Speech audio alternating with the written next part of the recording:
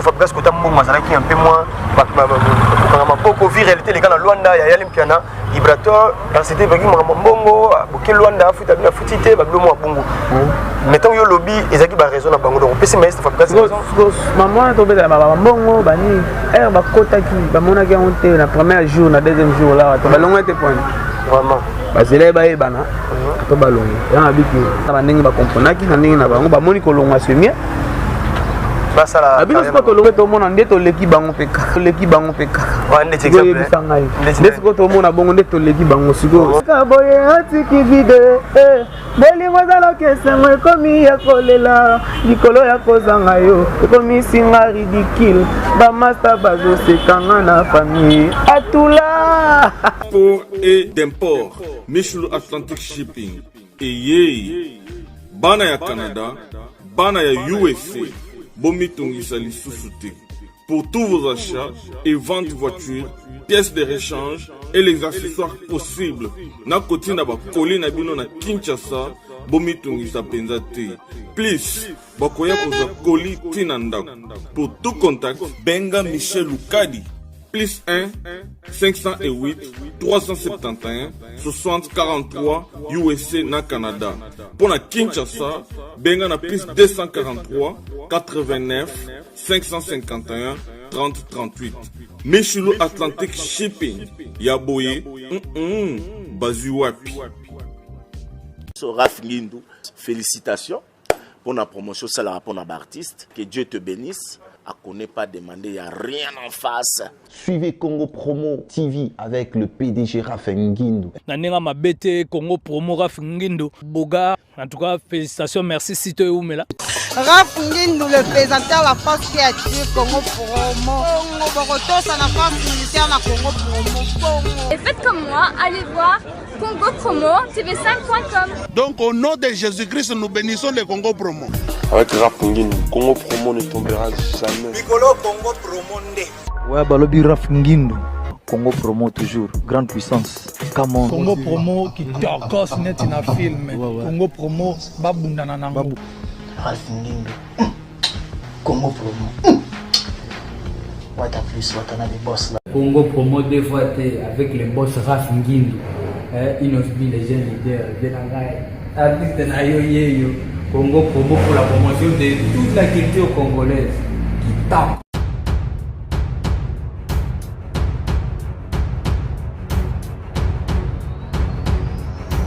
Willy Mouchel, le véritable code mondial, le seul et l'unique code mondial. Il y a Willy Mouchel. Merci aussi, ingénieur. Donc, allez, vous comprenez, vous avez moi. Moi, je suis chaud parce que tes yeux dans moi plus que quoi. Donc, il s'agit de Patrick Beckham. Donc, Patrick Beckham, bon, déjà. Salut, très bon. Ngolo Pena. Par la grâce. Vraiment. Voilà. Donc,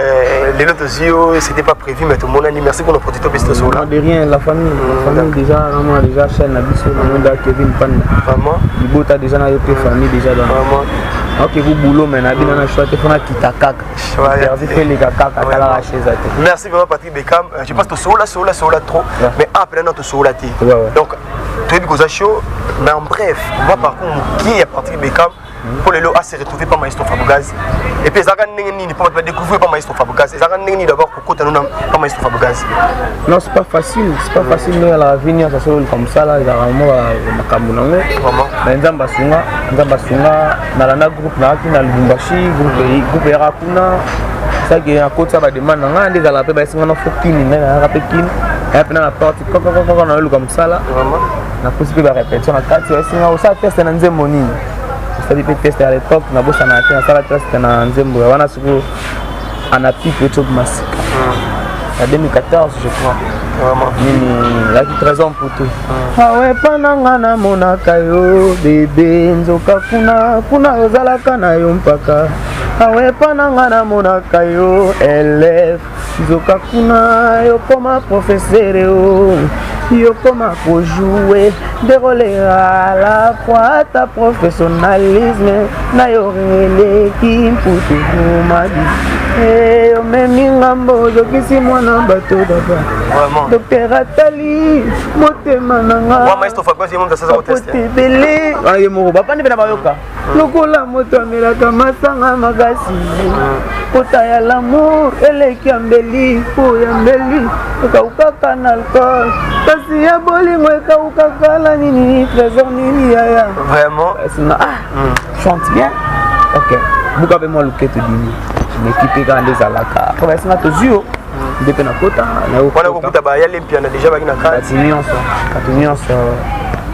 nyonso na kuta na musicien presque tout tu vois vraiment tu vois na ni permet vocal na yemba na nzemo moya maweza magaza mobali pale lisa mwasina ba je pense que ça vocal au peu ba comprendre pas tout comme ça ko bimisa yema ya miso ya sentiment yo za light music to fila nova light music tera ki kereza ngalbitre kasima chango esilaka yawazani yango esilaka te konyokola kaka ngai komonisa pasi pe kaka ngai mabala boye esilaka la para basiri wana Patrick Beckham ningo le vocal et salo yangwana mais c'est comme si l'orchestre souffrait moi moki nango c'est s'expliquer par rapport il y a ba départ et ba ndeko no ebele o to ebi pe ba sala misala ebele na kati ya orchestre il s'agit de Yalim Piana vibrateur et puis ba na simane ba ndeko belé ba longwaki en réalité c'était par rapport à quoi parce que vous avez dans quatre orchestres qu'est-ce qui s'est passé parce que pour orchestre souffrir bah départ pour nous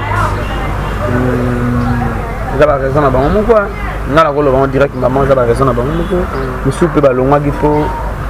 bah comment recevoir les bah kokani na fabrication tu vois nous ça va être ça là tout boy pour pas singa oyo keza ke batiki ndole te côté baza kuna pe bana ba musicien bossa ba pe bon en fait la vie est là boy faut que ba la reconnaissance vraiment ba biso tam mususu naza na mo manière o na mo ndenge naza boza po ba bete tam mususu ba côté mususu avant na Villa Nova tu vois na mo bagage wana ba mususu baza ko ba komisi ba musicien kana Villa Nova ba musicien te ba yembisi ba ka orchestre na bete za ka Villa Nova en fait ayebi réalité makamu mususu te bete za boza pe na musala même tout ça la tam sur l'accompagnement qui n'a que pauvre à l'ouki pour le droit comme foot à s'organiser tes navis ndenge vignos de la bon moment na biso ba tour na biso to bunga kama mingi la ba discipline ba ya ba longola discipline pata que vision na ngai za to koma kuna yo bandi dabo sifo zela biso na vraiment ba mama msusu sala ki ba longo msusu pe pressé kaka pressé kaka ndenge ezalaka ndezalaka mais ba te bele baloba que maestro Fabricaz ezande biso to sola pena ba rimer to sola na ba rimer na ba fano balinga bino ya mabena ya malamu to yako tuna po bo éclairci ba maestro Fabricaz ko tambo mazalaki un peu moins ba beaucoup vie réalité les gars na Luanda ya Yalim Piana vibrateur c'était vraiment mbongo boké Luanda afuta bina futité ba blomo bongo mettons yo lobby ezaki ba raison na bango donc pesi maestro Fabricaz maman to beta ba mbongo bani ba kota ki ba mona ki on te na premier jour na deuxième jour là to ba longo était point vraiment ba zele ba e bana to ba longo ya biki plus ça mingi total non papa za kana faute mingi te vraiment soko talango mingi o mona ka te za ba ko comprendre mokili na ndenge na yo ndenge sala mingi bongo vraiment ba master bana ndenge ba frère bana ba ndenge ba comprendre ki na ndenge na bango ba moni ko longa semia basala abino ko to longa to mona ndeto leki bango pe kaka wande exemple ndesi ko to mona bongo ndeto leki bango siko c'est que côté baza ba se ndeba ndeko msuba longwe ozana parce que to yebi ozana mutu mo zo confier te que azo sa carrière na bien ndeko ouais non même pas ndalongwe confier na sens il y a bien que yebe nda à longwe be ça va bazo bela parce que bango tout bazo sala boulot na bango bien bazo marcher bien merci vraiment beaucoup de chapeau na côté bali en sopela ba fleur ba continuer carrière ba tika musique tout ba yema ba sa musique biso pe toza koto na Villa Nova fait toujours le travail merci bino pe ozana na Villa Nova bozo sala musique Patrick Beckham lelo yo tika le logo la na loba wana ne tozo mona charge ya orchestre parce que ça musicien OP ayebani na kati orchestre ya Villa Nova est-ce que elongo le confiance wana te pas maestro Fabricaz ndenge ba misa ba longo pa na Patrick Beckham elongo le moi confiance te que yo pe na parce qu'on a yebaki pe za bongo na ka moi siko maestro na Beckham ndeni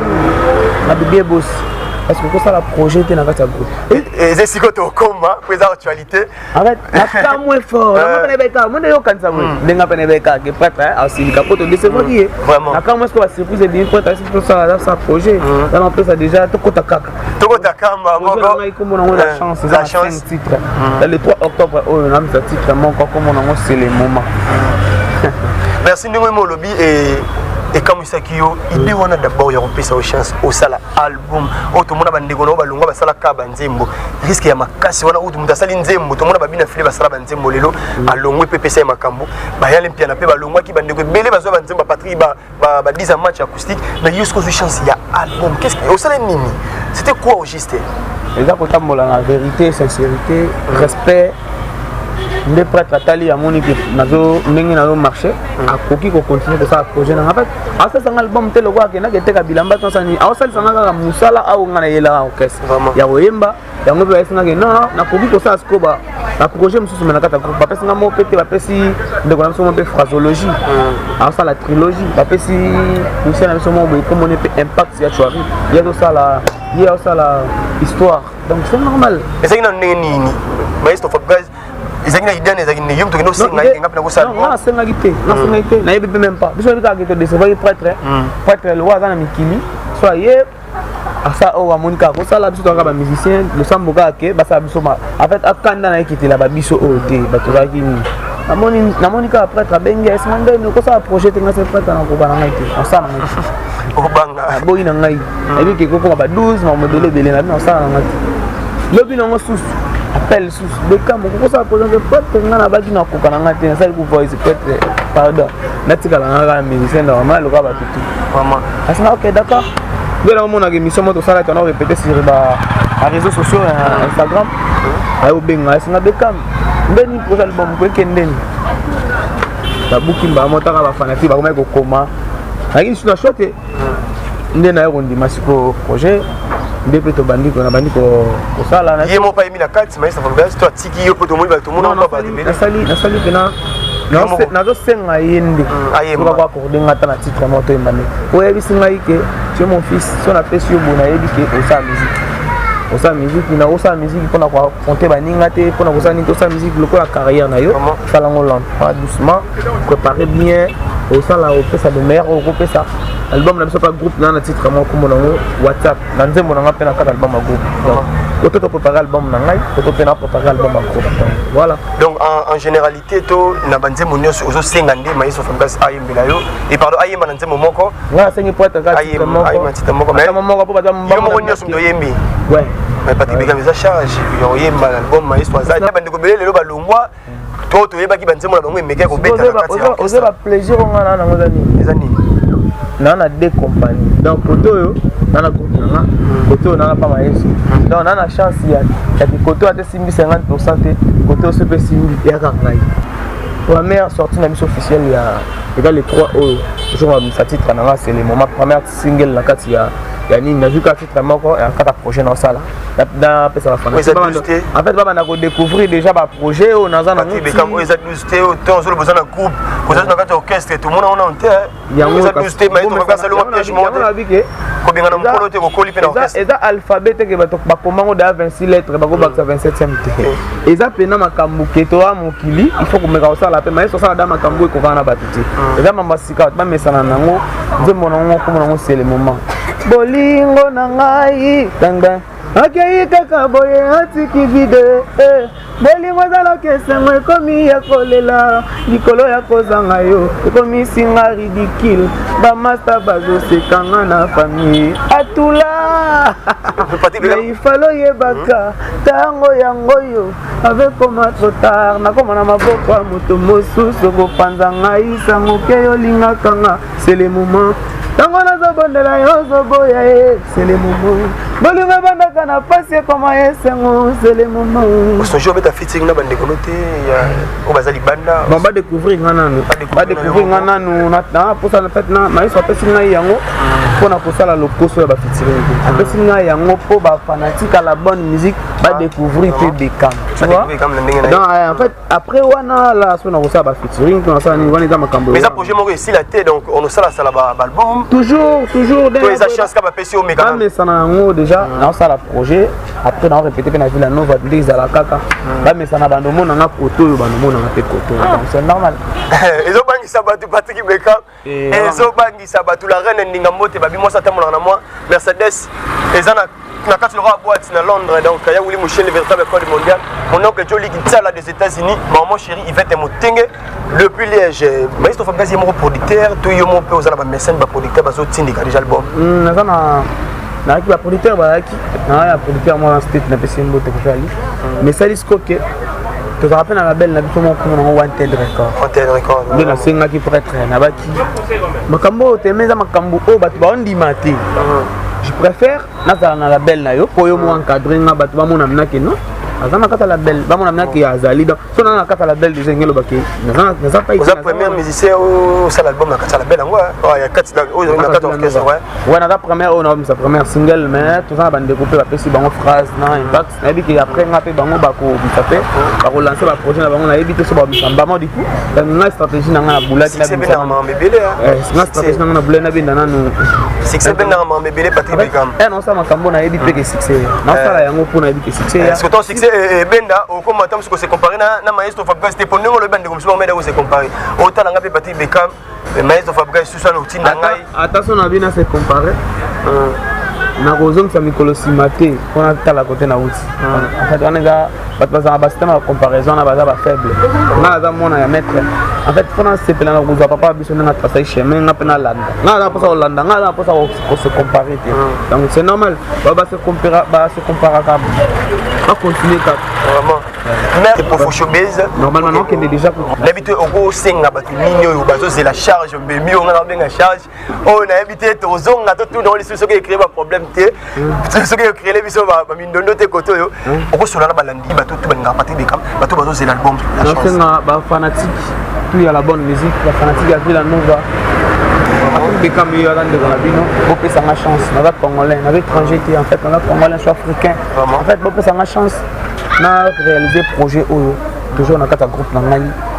na la fière que na génération na un jour na carrière na ngai un jour ba orienta nga pas leader mo na sa carrière